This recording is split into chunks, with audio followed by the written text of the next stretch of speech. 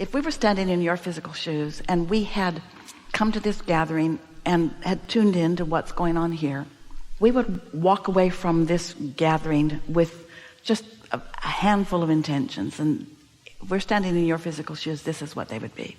I accept that I'm eternal, and I really like being physical right now. And I love exploring this physical realm because I know how important this physical realm is to the greater scheme of things. I now understand that I'm not here in physical to be tested. I'm here in physical for the pleasure of helping with the expansion, that things manifesting, experiencing the turning from thoughts to things is the furthest most creation in all of the universe. So I, in my physical body, am on the leading edge of this expanding universe.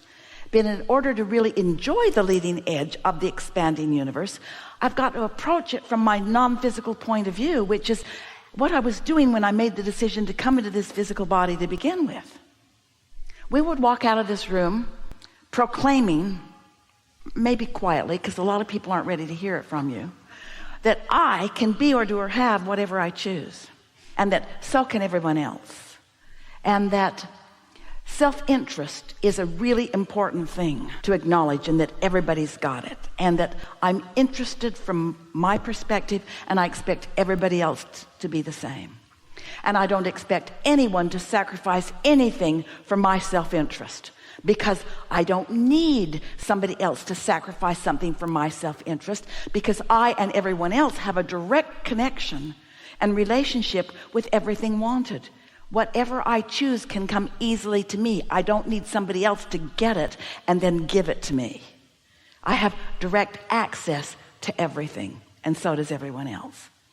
Does that mean that I won't give somebody a hand up, a leg up, a help up, drag them from the ladder onto the roof up? No, I'll help in every way that I can. I'm just acknowledging that nobody needs to get it from me, because everybody has direct access to whatever they want.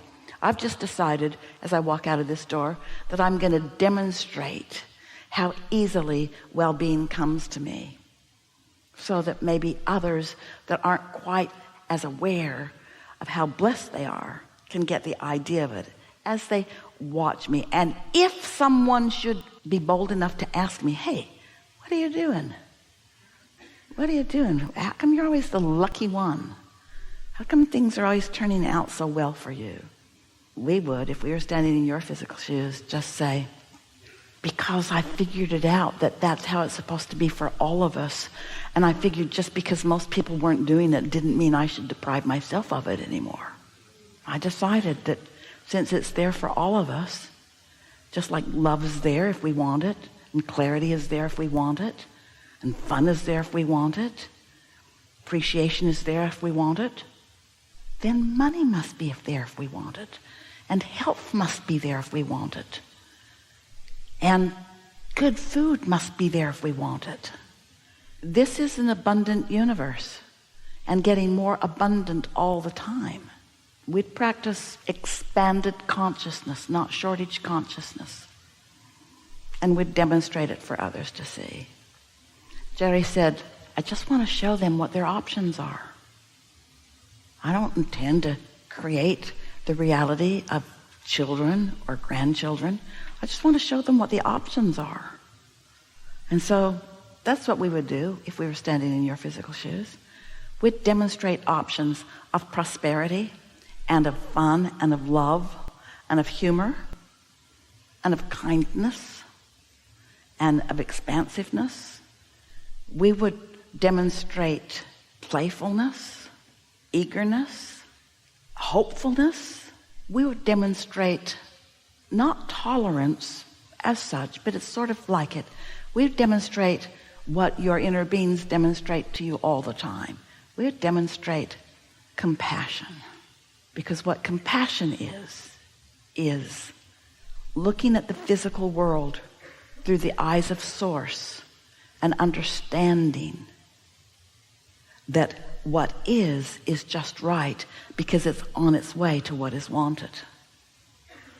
When you stood before Jesus or those like Jesus. There are so many humans that tapped into source and flowed it. And you were dripping your illness. He didn't see your illness. He practiced a bag of marbles where he saw your wellness. So he didn't know your illness. It wasn't in his vibration. And so when you were with him and he was with you, your illness was not encouraged in that atmosphere. In fact, not only was it not encouraged, it couldn't even abide in that vibration, because his knowledge of your well-being was so significant that there was not room for the other while you were in that space. And so illness couldn't be, because wellness is what beed.